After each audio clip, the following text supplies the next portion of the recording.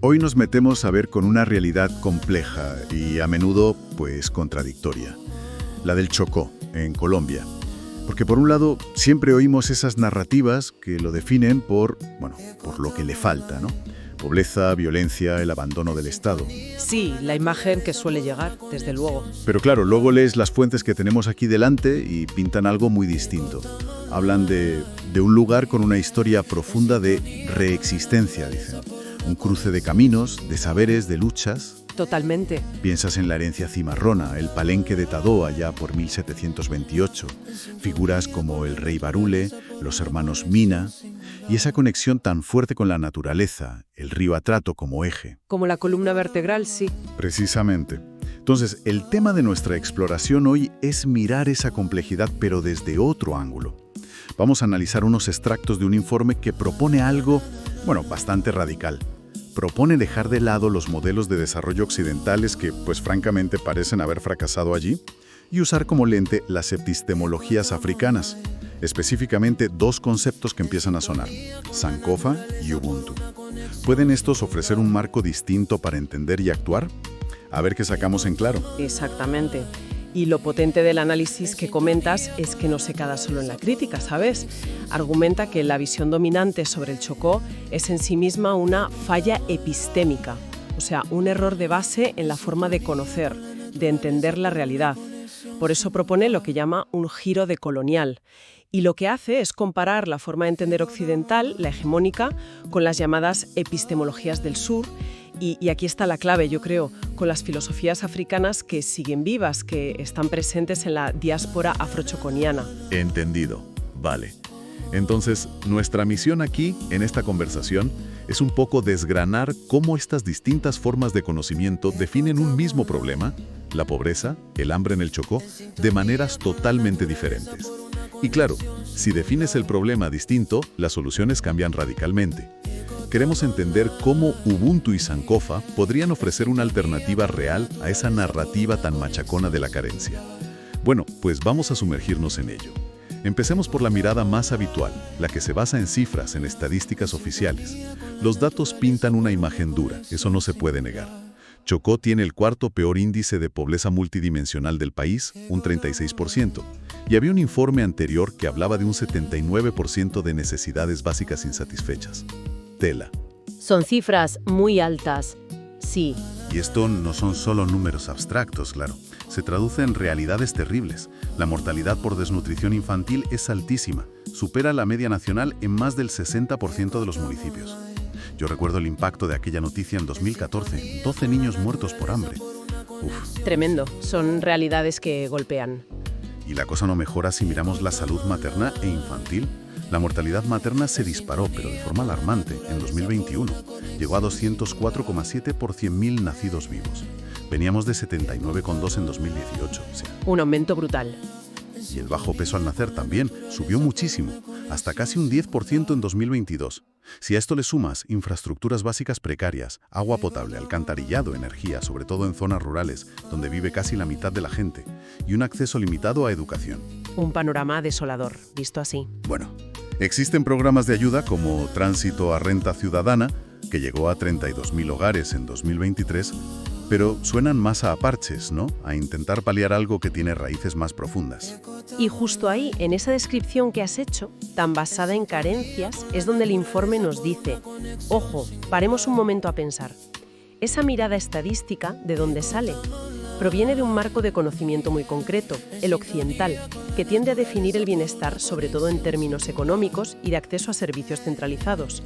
Se basa en lo que, podríamos llamar una ontología liberal individualista, o sea, una forma de entender la realidad centrada en el individuo como unidad básica, ¿no?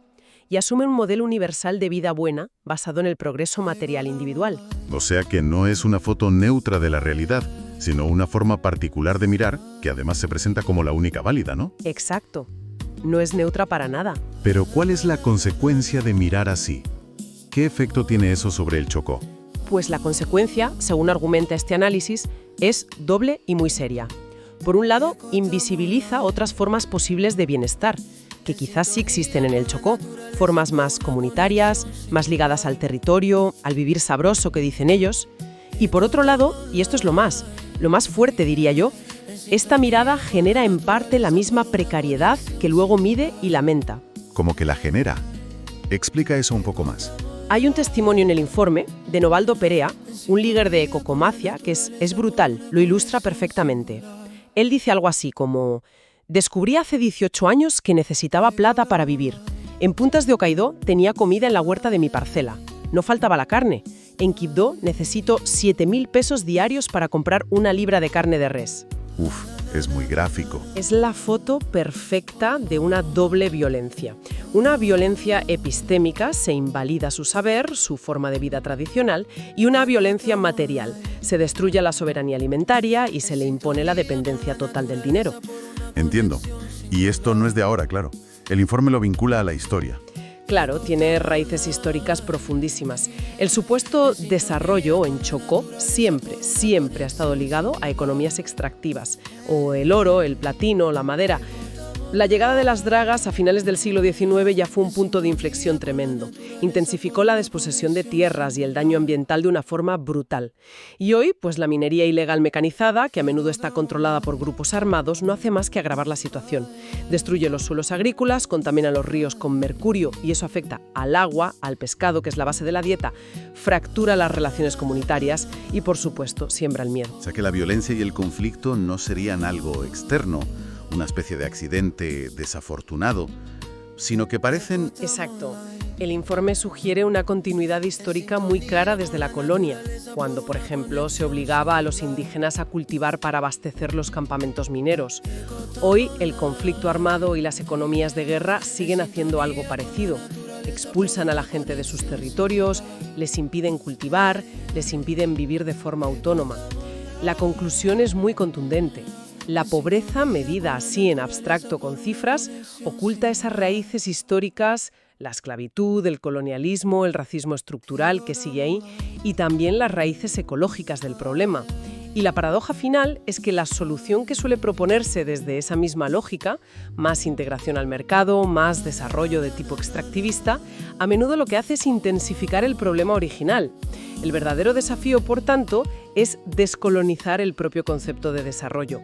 Hay que darle una vuelta completa.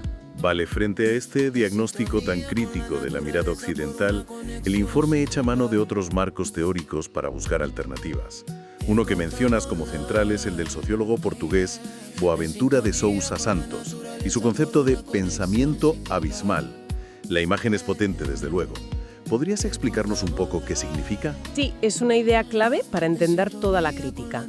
De Sousa Santos dice que la modernidad occidental funciona trazando una línea invisible pero radical, un abismo.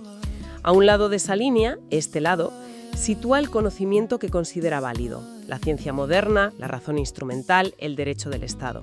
Lo civilizado, digamos. Y todo lo que queda al otro lado del abismo, los saberes indígenas, campesinos, afrodescendientes, populares, las espiritualidades, es radicalmente excluido.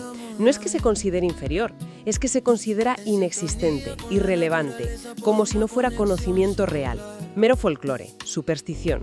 O sea, ni siquiera se le da la categoría de conocimiento. Exacto.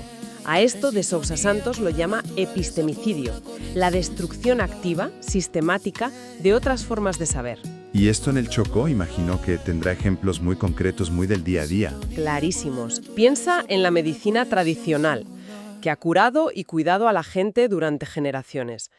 Se desprecia frente a la medicina científica occidental, que además a menudo es inaccesible para la mayoría.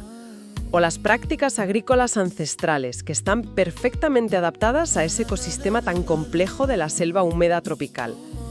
Se tildan de improductivas, de atrasadas, frente a modelos de agroindustria o de extractivismo que en realidad destruyen el ecosistema. O el conocimiento profundísimo que tienen las comunidades sobre su territorio, cuándo sembrar, dónde pescar, cómo manejar el bosque de forma sostenible. Todo eso se ignora por completo frente a planes de desarrollo diseñados desde Bogotá o desde fuera por técnicos que ven el Chocó como un simple mapa de recursos a explotar. Claro. El resultado, como dice de Sousa Santos, es un desperdicio inmenso de experiencia social. Se dejan a las comunidades sin sus propias herramientas, dependientes de soluciones externas que, encima, a menudo no funcionan o empeoran las cosas. Entendido. Entonces, si el problema es ese abismo que separa y excluye conocimientos, ¿cuál es la propuesta para superarlo? ¿Qué plantea de Sousa Santos? Pues la contrapropuesta es lo que él llama la ecología de saberes. Y aquí lo interesante, y creo que hay que subrayarlo, es que no se trata de un rechazo ingenuo o total a la ciencia moderna. No es decir, la ciencia occidental no vale. Se trata de reconocer sus límites, su contexto, porque también es un saber local, el local de Occidente, aunque se presente como universal, y de promover un diálogo horizontal, de igual a igual entre diferentes tipos de conocimiento. Un diálogo entre iguales. Sí, esa es la clave. La premisa es muy reveladora. No existe la ignorancia en abstracto. Siempre somos ignorantes de un saber particular. Y a la inversa, todo saber, por local o tradicional que parezca, representa la superación de una ignorancia específica. Sabe cosas que otros saberes ignoran. El objetivo, entonces, es crear espacios donde la ciencia pueda aprender del saber ancestral, donde el conocimiento técnico dialogue con la experiencia comunitaria. Es reconocer que la diversidad de saberes es tan fundamental como la biodiversidad para la vida en el planeta, y es crucial para alcanzar la justicia social a nivel global. Entiendo. ¿Y estas ideas de las epistemologías del sur, cómo conectan con el pensamiento poscolonial africano? Porque ese es el otro pilar del análisis para el Choco, ¿verdad? Parecen tener puntos en común, objetivos similares. En las estructuras de saber y de poder. Critican el eurocentrismo, denuncian las formas actuales de neocolonialismo, económico, cultural, epistémico, y luchan por visibilizar y validar los conocimientos y las experiencias de los pueblos que han sido históricamente oprimidos. De hecho, el sur de Sousa Santos no es solo un lugar geográfico, ¿sabes? Es una metáfora de ese sufrimiento compartido bajo el capitalismo global y el colonialismo histórico y presente. Vale, comparten la crítica, el diagnóstico, digamos. Pero, ¿hay algo específico que aporte el pensamiento africano a esta conversación? ¿Algo que vaya más allá de esa crítica compartida, que sea particularmente relevante para el Chocó? Sí, y es absolutamente crucial para entender la propuesta del informe. El pensamiento postcolonial africano y las filosofías africanas en general van un paso más allá del diagnóstico crítico. Ofrecen herramientas concretas para la restauración y la afirmación. Y esto es especialmente relevante en un contexto de diáspora como el afrochocuano. Hay varias figuras y conceptos clave aquí. Primero, la reflexión sobre raza y deshumanización de Frantz Fanon. Él analizó de forma muy profunda cómo el colonialismo impacta la psique, cómo se internaliza esa inferioridad que te imponen. Y habló de la necesidad de un proceso de liberación psicológica, de sacudirse esa mentalidad servil, como él la llamaba. Esto es fundamental para entender y combatir el racismo estructural antinegro que persiste. La dimensión psicológica, claro. Fundamental. Segundo, el trabajo de gente como Cheikh Anta Diop sobre la restauración de la conciencia histórica, al demostrar, por ejemplo, los orígenes africanos de la civilización egipcia, combatió ese mito colonial de que África era un continente sin historia, ¿no?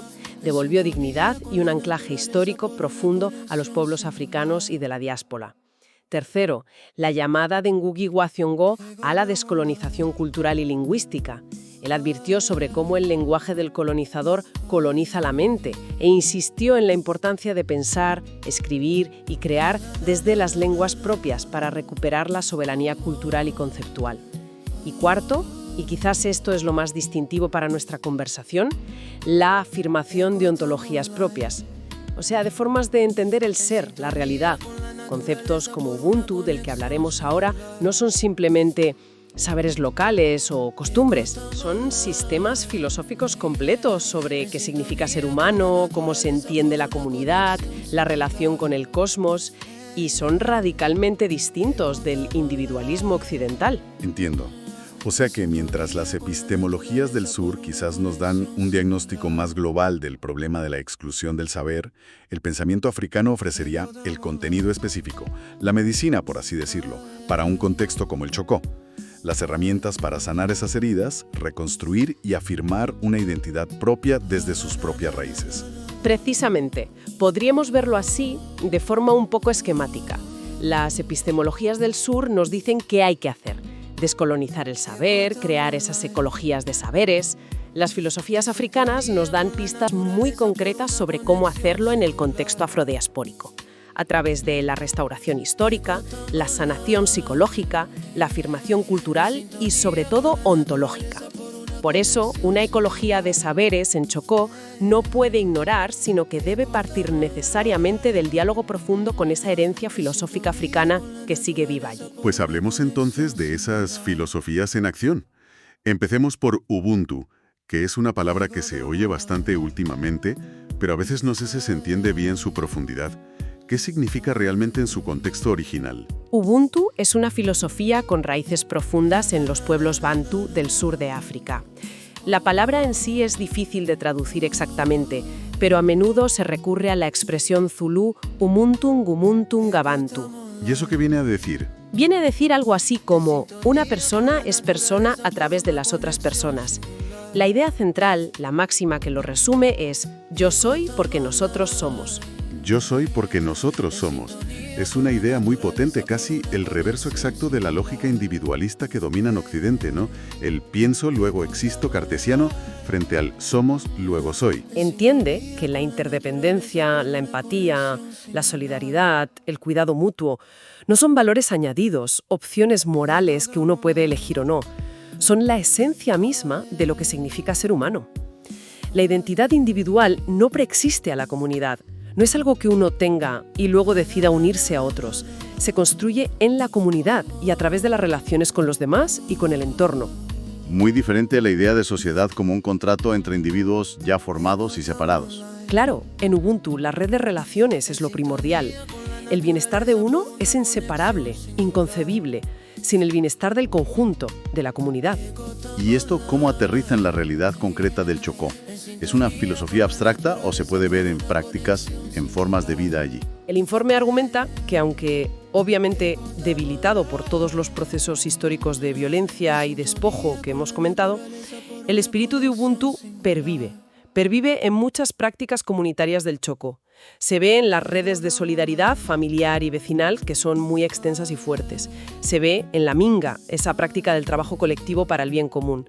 Se ve en la figura de la familia ampliada, que va mucho más allá del núcleo nuclear occidental. Y se ve, sobre todo, en ese fuerte vínculo colectivo con el territorio, que no se ve como una propiedad privada, sino como un espacio de vida compartido. El famoso buen vivir o vivir sabroso. Exacto. Ese concepto que reivindican muchas comunidades afrodescendientes, que busca una armonía entre el ser humano, la comunidad y la naturaleza, está profundamente conectado con la filosofía Ubuntu. Entonces, si aplicamos una lente Ubuntu al problema de la pobreza o el hambre en el Chocó, el enfoque cambiaría radicalmente, ¿no? Dejaría de ser un problema individual de falta de ingresos. Suficientes calorías para entenderlo como lo que es, una manifestación de una ruptura mucho más profunda. Una ruptura del tejido social, de las relaciones comunitarias, de apoyo mutuo, una ruptura de la relación armónica con el territorio, que es la fuente fundamental de vida y sustento. La solución, desde una perspectiva Ubuntu, no sería tanto la ayuda económica individual o la integración forzada en un mercado que los explota. Sería más bien la restauración de esas relaciones rotas, el fortalecimiento de la comunidad, el cuidado colectivo del territorio como base de la seguridad y el bienestar de todos. Poner el nosotros por delante del yo. Fascinante, la verdad.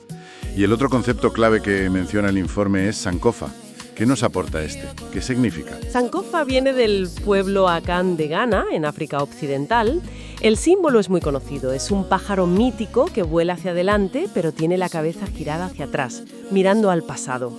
A menudo lleva un huevo en el pico o en la espalda, que simboliza el futuro, la potencialidad. Mirar atrás para poder avanzar. Exacto.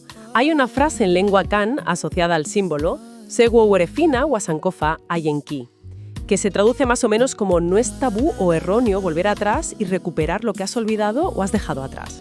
Volver atrás y recuperar lo olvidado. Suena a mirar al pasado, pero no corre el riesgo de quedarse en la nostalgia, en idealizar lo que fue. Es una muy buena pregunta y es un riesgo real si se entiende mal. Pero la clave de Sankofa, tal como lo interpreta el informe y muchos movimientos afro, es que no es nostalgia pasiva. Es un principio activo, es casi una metodología para la acción. Es la sabiduría de reconocer que para construir un futuro que tenga sentido, que sea sólido y propio, es imprescindible aprender críticamente del pasado. No se trata de idealizarlo sin más, sino de volver a la raíz para entenderla, para recuperar lo valioso que se perdió o fue deliberadamente invisibilizado, para sanar las heridas históricas y solo así poder avanzar con conciencia, con propósito, con identidad. Vale, entendido. ¿Y cómo se traduce eso en acciones concretas para un lugar como el Chocó? ¿Cómo se aplica esa metodología? El informe lo ve como una guía con varias dimensiones prácticas. Primero, y muy importante, memoria y sanación. Aplicar Sankofa significa confrontar de cara la dolorosa historia de esclavización, colonialismo, racismo estructural, violencia y conflicto armado que ha marcado al Chocó. Pero no para quedarse anclado en el trauma, sino para entender sus causas profundas, para dignificar a las víctimas, para nombrar las injusticias cometidas y, sobre todo, para construir garantías de que no se repitan. Iniciativas como el Centro de Memoria Histórica del Litoral Pacífico son un ejemplo claro de este volver atrás para sanar y poder seguir adelante. Entiendo. Memoria para la no repetición. Exacto. Segundo, recuperación de conocimientos. Es literalmente volver y buscar aquellos saberes y prácticas ancestrales que fueron marginados, despreciados por ese pensamiento abismal que decíamos antes. Hablamos de técnicas agrícolas perfectamente adaptadas al ecosistema local, del conocimiento inmenso sobre las plantas medicinales de la selva, de formas de minería artesanal que eran mucho más sostenibles y respetuosas con los ríos. Estos no son atrasos que haya que superar, como dice la visión occidental. Son tecnologías apropiadas, resilientes y valiosísimas que fueron despreciadas y que hay que recuperar. Recuperar lo propio que funciona. Y tercero, afirmación cultural y política. Sankofa es un motor poderosísimo para muchos movimientos culturales y artísticos afrocolombianos. Usan el arte, la música, la danza, el teatro, como una herramienta fundamental de resistencia, de construcción de identidad y de afirmación política. Un ejemplo muy conocido es la compañía Sankofa Danzafro, de Medellín, pero con raíces chocuanas. Su director, Rafael Palacios, lo explica muy bien. Dice que su trabajo es precisamente eso: regresar a la raíz, conocer el pasado, comprender el presente para poder avanzar con pasos firmes. ¿El arte como acto político? Totalmente. Se convierte en una forma de contar la propia historia, desde la propia voz, de construir una identidad fuerte y positiva y de exigir ser vistos y reconocidos como sujetos con conocimiento, con historia, con agencia propia, no como objetos de políticas asistencialistas. Y aquí es donde conectamos de nuevo con los pensadores panafricanistas que mencionaste antes. Diop, Fanon, Ngugi wa Thiong'o. Su trabajo parece ser como la base intelectual y política para que estos principios de Ubuntu y Sankofa puedan realmente aplicarse y tener un impacto transformador, ¿verdad? Exactamente. Son como las vigas maestras que sostienen este edificio conceptual que propone el informe. El trabajo de Diop sobre la historia africana, por ejemplo, proporciona esa raíz digna, esa profundidad histórica a la que Sankofa nos invita a volver. Fundamenta el orgullo y la identidad colectiva. Fanon nos ayuda a entender las heridas psicológicas profundas causadas por el racismo y el colonialismo. Esas heridas que Ubuntu busca sanar a través de la reconstrucción de la comunidad y la autoestima. Y también nos recuerda la necesidad de una acción colectiva liberadora. Y Thiong'o nos insiste en la importancia de descolonizar la mente, de atrevernos a usar nuestro propio lenguaje y nuestros propios conceptos como Ubuntu y Sankofa para definir nuestra realidad, nuestros problemas y nuestros objetivos. Nos invita a cuestionar esos términos impuestos desde fuera, como riqueza, pobreza, desarrollo, bienestar, y a redefinirlos desde nuestra propia cosmovisión. Entonces, si intentamos sintetizar este paradigma alternativo que emerge, podríamos decir que Ubuntu nos daría la ontología, la forma de entender quiénes somos como seres fundamentalmente relacionales, comunitarios. Sí. Sankofa nos daría la epistemología, la metodología, la forma de cómo conocemos y cómo recuperamos nuestro propio saber mirando críticamente al pasado. Exacto. Y figuras como Diop, Fanon, Thiong'o nos proporcionarían el marco político y psicológico, el porqué y para qué de esta lucha, la base para una lucha por la reexistencia, como la llama el informe. Es una excelente síntesis. Juntos configuran un marco coherente, potente y sobre todo endógeno, propio, para construir una narrativa alternativa sobre el Chocó. Una narrativa que no parta de la carencia impuesta desde fuera, sino de la fortaleza, de la historia, de la cultura y de la capacidad de agencia de sus propias gentes. Una narrativa de reexistencia. Llegamos entonces a un punto crucial del análisis, la comparación directa. Si ponemos unas gafas u otras para mirar la crisis del Chocó, si usamos la lente occidental hegemónica, la crítica de las epistemologías del sur o la restauradora de las epistemologías africanas, ¿cómo cambia radicalmente la película? Empecemos por lo más básico. ¿Cómo define cada una el problema fundamental? La diferencia es abismal, nunca mejor dicho.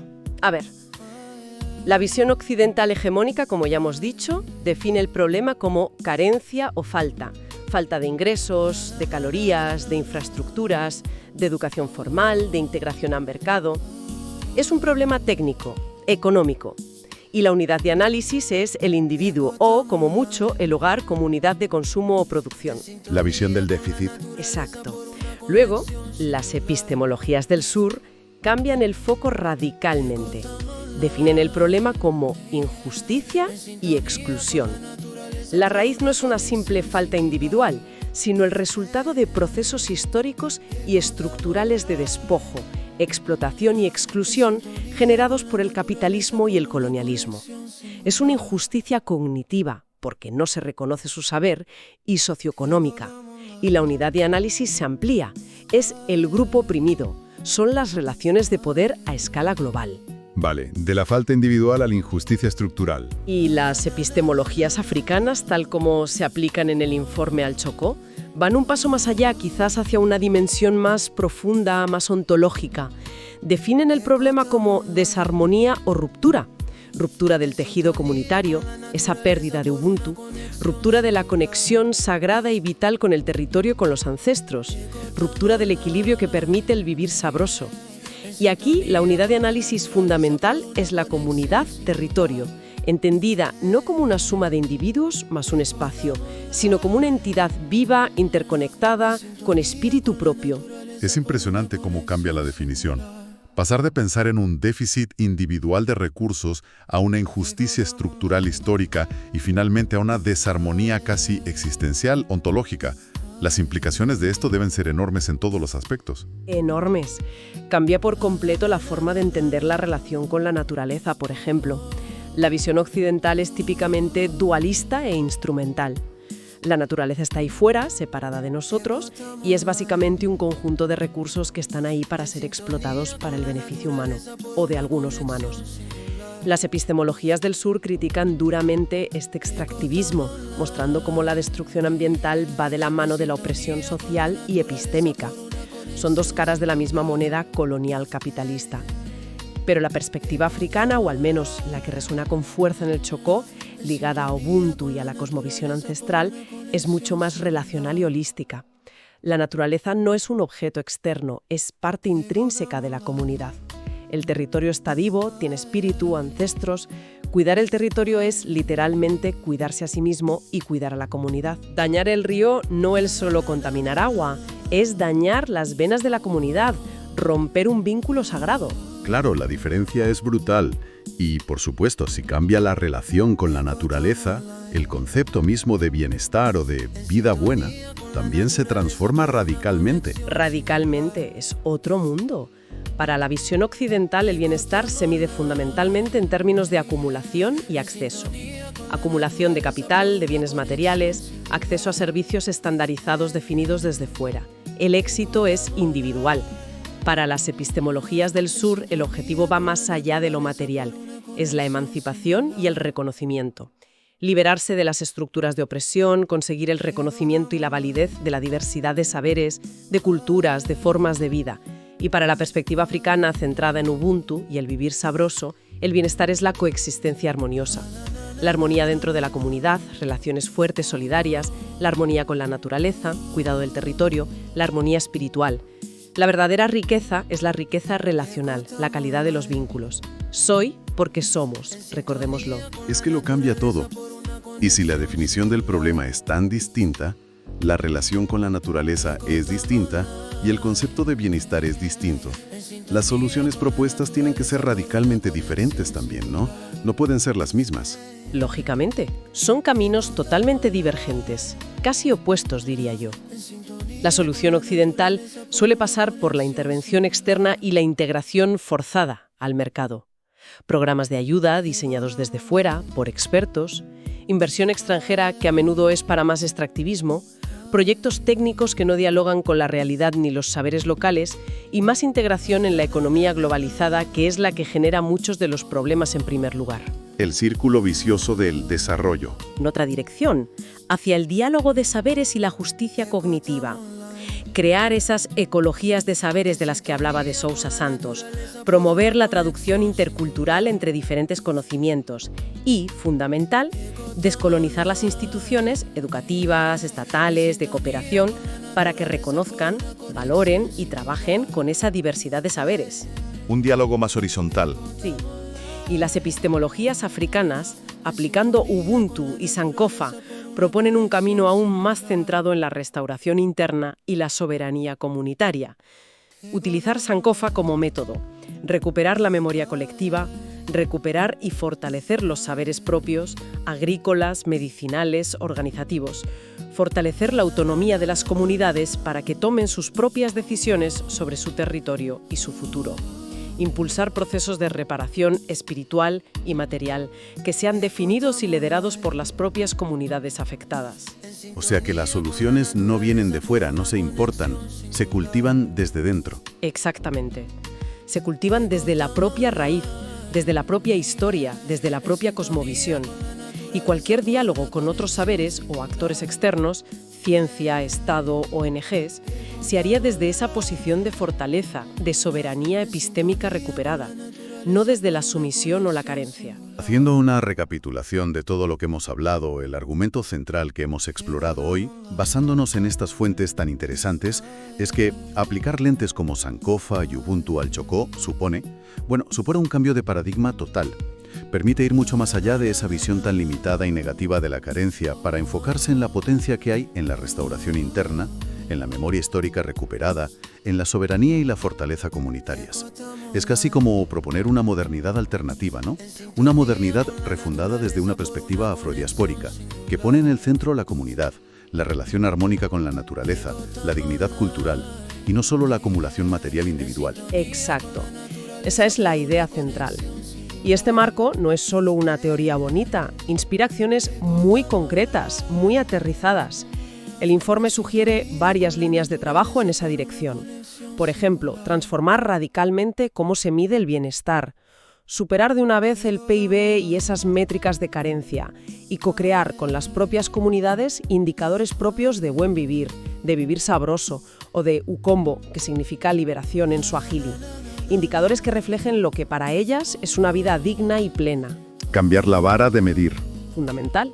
Reorientar drásticamente la inversión pública y la cooperación, menos subsidios individuales que generan dependencia o megaproyectos extractivos que destruyen el territorio, y mucho más apoyo directo a la autonomía comunitaria. Apoyo a la recuperación y potenciación de sus saberes ancestrales en agricultura, en salud, en manejo del bosque, etc. Habla también de implementar afroreparaciones integrales, que no sean solo una compensación monetaria individual por daños pasados, sino que reconozcan el daño histórico colectivo, estructural, y tengan una dimensión territorial muy fuerte, de restitución y protección de los territorios colectivos. Reparaciones con visión de futuro comunitario. Eso es.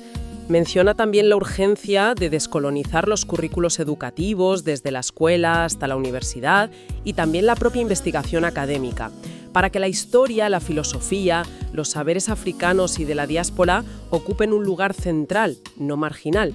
Fortalecer los proyectos culturales y artísticos, la música, la danza, las tradiciones orales, reconociéndolos como lo que son, herramientas políticas poderosísimas de afirmación de identidad y de resistencia cultural. Sistematizar y transmitir activamente el conocimiento ancestral para que no se pierda con los mayores, que son bibliotecas vivas.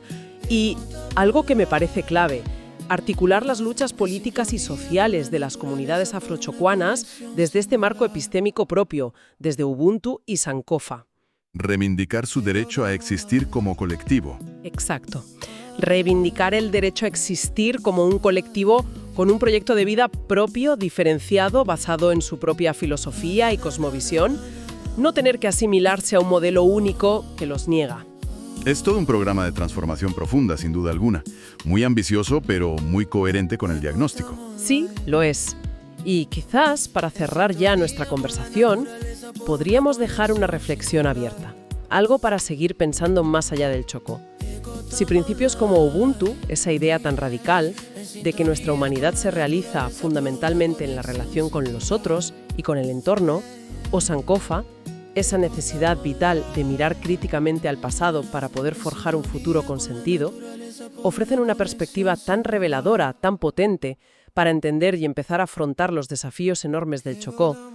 ¿Hasta qué punto podrían estos mismos principios o principios similares de otras tradiciones no occidentales desafiar nuestras propias ideas dominantes aquí en nuestras sociedades?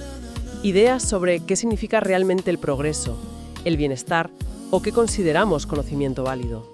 Buena pregunta. ¿Dónde más? ¿En qué otros lugares del mundo que también enfrentan crisis complejas, crisis sociales, ecológicas, existenciales, que parecen irresolubles? ¿Dónde más se necesita con urgencia una verdadera ecología de saberes? Una que permita abordar problemas profundamente arraigados que los enfoques convencionales, una y otra vez, demuestran ser incapaces no ya de solucionar, sino a veces ni siquiera de comprender en su complejidad.